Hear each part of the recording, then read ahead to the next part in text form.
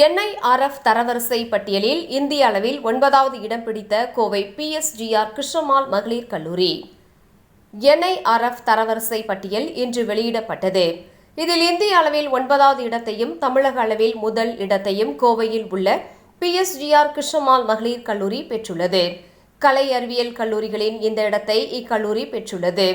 இதுகுறித்து பேட்டியளித்த கல்லூரியின் சேர்பர்சன் நந்தினி ரங்கசாமி, இந்த தருணம் எங்களுக்கு பெருமைமிகு தருணம் என்றும், கல்லூரி நிர்வாகிகள், ஆசிரியர்கள், மாணவர்களின் பெற்றோர்கள் அனைவரும் இணைந்துதான் இதனை பெறுவதற்கு உறுதுணையாக இருந்ததாக தெரிவித்தார்.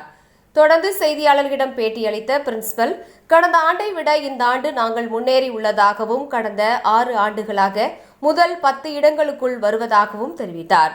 இது கல்லூரியில் அனைவரும் இணைந்து பணியாற்றியதால் கிடைத்தது என தெரிவித்தார். இதற்கு எங்களுடைய பாடத்திட்டமும் முக்கிய பங்கு என்றும், எங்களுடைய பாடத்திட்டங்கள் அனைத்தும் தொழில்துறையுடன் இணைந்து இருப்பதால் மாணவிகளின் கல்விக்கு பெரும் உதவியாக இருப்பதாகவும் தெரிவித்தார். மேலும் பெண்கள் எம்பவர் தான் எங்களுக்கு முக்கியம் என்றும் தெரிவித்தார். மேலும் உலக தரம் வாய்ந்த பல்கலைக்கழகங்களுடன் இணைந்திருப்பதால் எங்கள் மாணவிகளும் அங்கு சென்று அங்கு இருக்கக்கூடிய கல்வி பற்றி தெரிந்து கொள்கிறார்கள் எனவும் தெரிவித்தார்.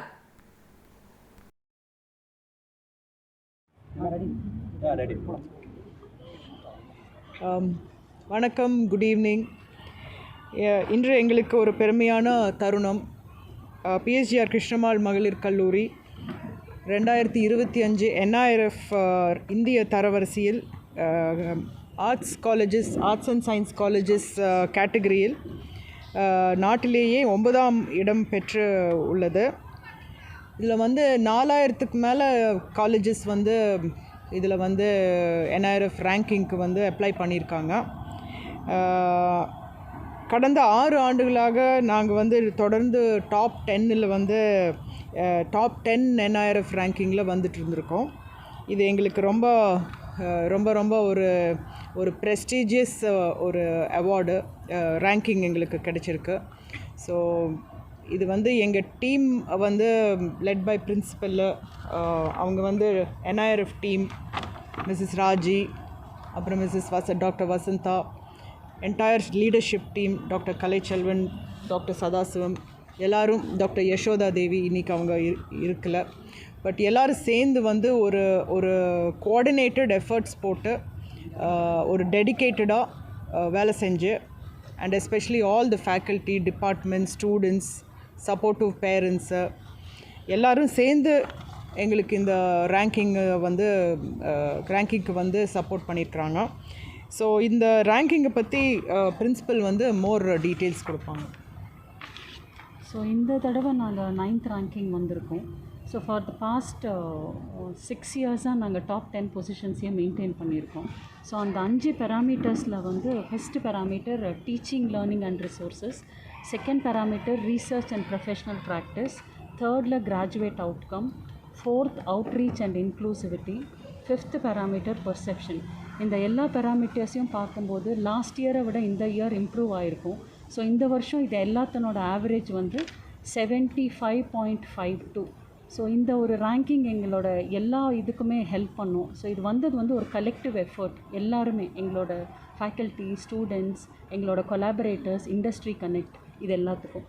இந்த ரேங்கிங் எங்களுக்கு வர்றதுக்கு எங்களோட கரிக்குலம் ஒரு பெரிய ஸ்ட்ரெங்க் எங்களுக்கு. ஸோ இன்னோவேட்டிவ் கரிக்குலம், அப்புறம் எங்களோட இண்டஸ்ட்ரி கனெக்ட், நாங்கள் வச்சுருக்கிற குளோபல் கொலாபரேஷன்ஸ், இதெல்லாம் எங்களுக்கு ஒரு பெரிய பார்ட் இந்த மாதிரி ஒரு ரேங்கிங் எங்களுக்கு வர்றதுக்கு. ஸோ இந்த ரேங்கிங் எங்களுக்கு ஒரு நல்ல விசிபிலிட்டியை கொடுக்கும். இத்தனை வருஷம் கொடுத்த விசிபிலிட்டி மாதிரியே இனிமேலும் எங்களுக்கு ஒரு விசிபிலிட்டியை கொடுக்கும். எத்தனை வருஷமாக மேடம் நீங்கள் NIRF ரேங்கிங்கில் பார்ட்டிசிபேட் பண்ணிட்டு இருக்கீங்க? 6 இயர்ஸாக நீங்கள் டாப் 10ல் வரீங்க. டோட்டலாக இது வரைக்கும் எத்தனை NIRF 10 வருஷமாக பார்ட்டிசிபேட் பண்ணிகிட்ருக்குறோம். NIRF ரேங்கிங் எப்போ அனௌன்ஸ் பண்ணாங்களோ நம்ம கண்ட்ரியில், யூனியன் மினிஸ்ட்ரி, HRD மினிஸ்ட்ரி 2015, அப்போதுலேருந்தே இயர் 1லேருந்தே நாங்கள் பார்ட்டிசிபேட் பண்ணிகிட்ருக்கோம்.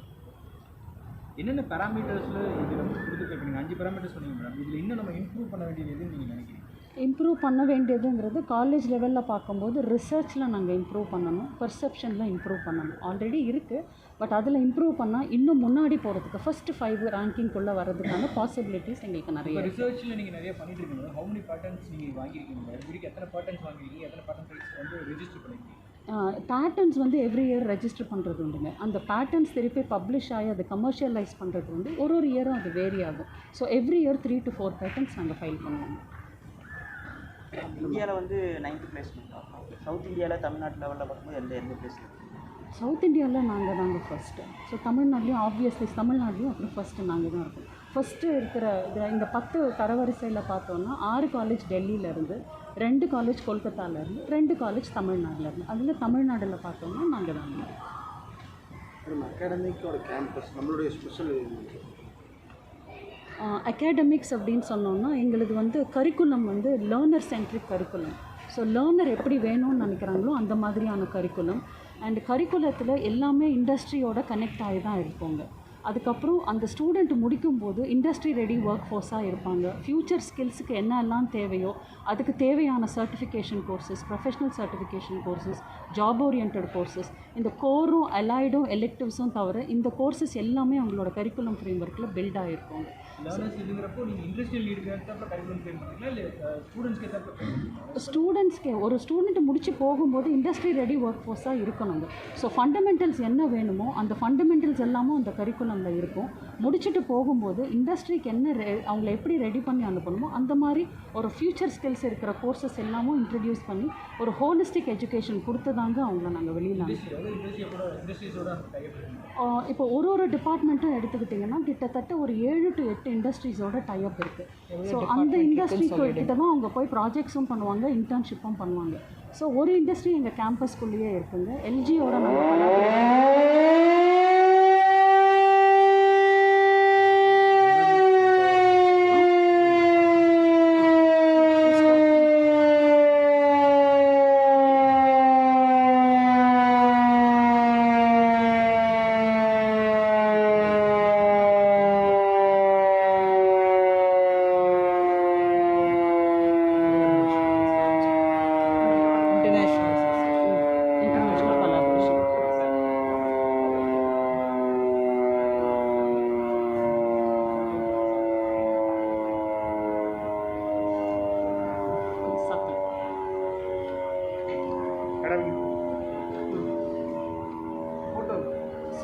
எங்களோடது வந்து ஒரு நல்ல எக்ஸாம்பிள் எல்ஜியோட கேம்பஸ் இங்கே இருக்குங்க. ஸோ அதை நாங்கள் டோஜோ அப்படிங்கிறது அந்த சென்டரோட பேர்.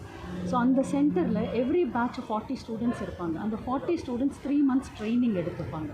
ஸோ அந்த ட்ரைனிங் முடித்த உடனே அவங்களுக்கு எங்கே பிளேஸ்மெண்ட்டுக்கு போனாலும் வேலை கிடைக்கிற மாதிரி இருக்கும். ஸோ அந்த மாதிரி இருக்கிற இண்டஸ்ட்ரியோட டைப்பில் எல்லாம் அவங்கவுங்களோட டொமைன் கூட ட்ரைனிங் எல்லாமே அந்த ஸ்டூடெண்ட்ஸ்க்கு ப்ராஜெக்ட்ஸ் பண்ணுறாங்க. அதுக்கப்புறம் இன்டர்ன்ஷிப்ஸ் பண்ணுவாங்க, ப்ராஜெக்ட்ஸ் பண்ணுவாங்க. இதை தவிர எங்களுக்கு நிறைய குளோபல் யூனிவர்சிட்டிஸ் கூட கொலாபரேஷன் இருக்குது. ஸோ நிறைய ஸ்டூடெண்ட்ஸ் ஒரு 15 days to 20 days இமர்ஷன் ப்ரோக்ராமுக்காக அந்த யூனிவர்சிட்டிஸ்க்கெலாம் போய் விசிட் பண்ணுவாங்க. ஸோ அவங்களுக்கு அங்கே எப்படி கல்ச்சர் இருக்குது, இங்கே எப்படி இருக்குதுன்னு அது கூட ஒரு சில கோர்சஸையும் கம்ப்ளீட் பண்ணிட்டு வருவாங்க. ஸோ அது கூட கிரெடிட் ட்ரான்ஸ்ஃபரும் நாங்கள் பண்ணிக்க முடியும். ஸோ ஒரு நல்ல குளோபல் எக்ஸ்பீரியன்ஸும் இன்டர்நேஷ்னல் எக்ஸ்போஜரும் அந்த ஸ்டூடெண்ட்ஸுக்கு வந்து ஒரு நல்ல ஆப்பர்ச்சுனிட்டிங்க.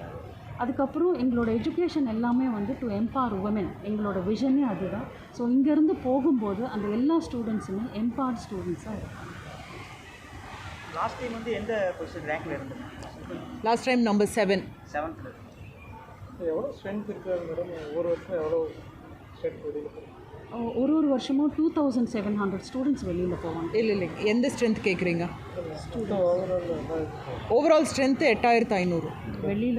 வெளியில் போகிற ஸ்ட்ரென்த் 2700. மாதிரியான ரேங்கிங் வருது. இப்போ லேப்ஸ், இன்குபேஷன் சென்டர்ஸ், அது போக இந்த ஜாப் ஆப்பர்ச்சுனிட்டிஸ் அதெல்லாம் நம்ம லேப்ஸ் பற்றி இன்குபேஷன் சென்டர். ஸோ இங்கே லேப்ஸ் அப்படின்னு பார்த்தோம்னா எங்களுக்கு எல்லா லேப்டும் வெல் எக்யூப்டு லேப்ஸ். ஸோ இப்போ எங்களுக்கு ஒரு 2-3 ஸ்கீம் இருக்குங்க. ஃபார் எக்ஸாம்பிள் பைராக் யூவா அப்படிங்கிற ஒரு ஸ்கீம்.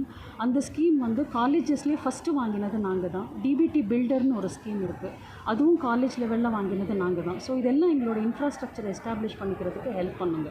இதை தவிர DST fest, DST curie, DST star college scheme, இந்த ஸ்கீம்ஸ் எல்லாம் எங்களோட இன்ஃப்ராஸ்ட்ரக்சரை என்ஹான்ஸ் பண்ணிக்க ஹெல்ப் பண்ணுது.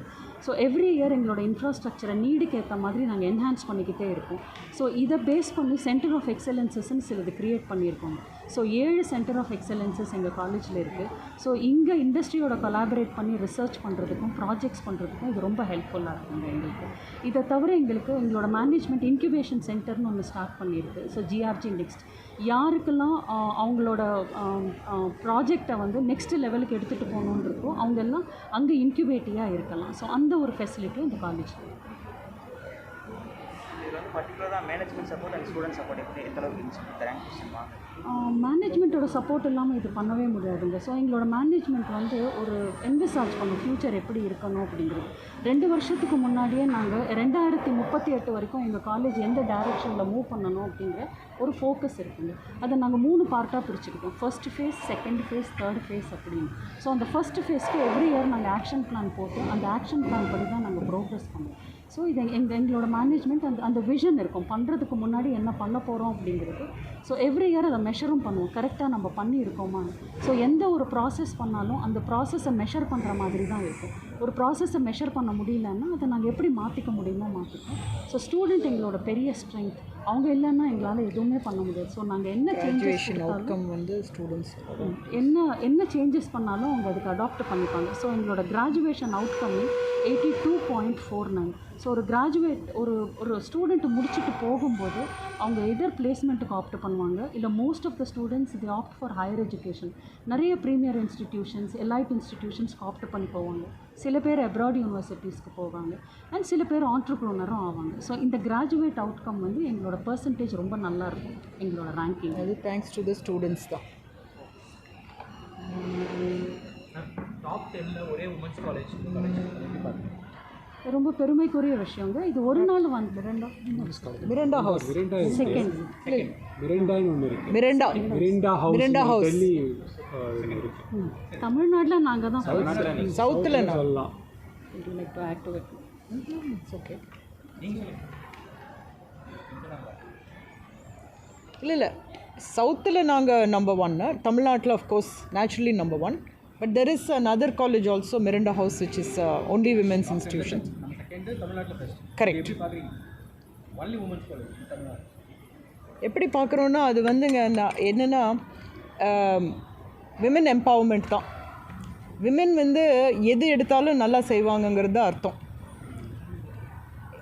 Any result that you expect from women you can achieve it. And என்ன எஃபர்ட் போட்டாலும் வந்து நல்ல ரிசல்ட் கிடைக்கும்.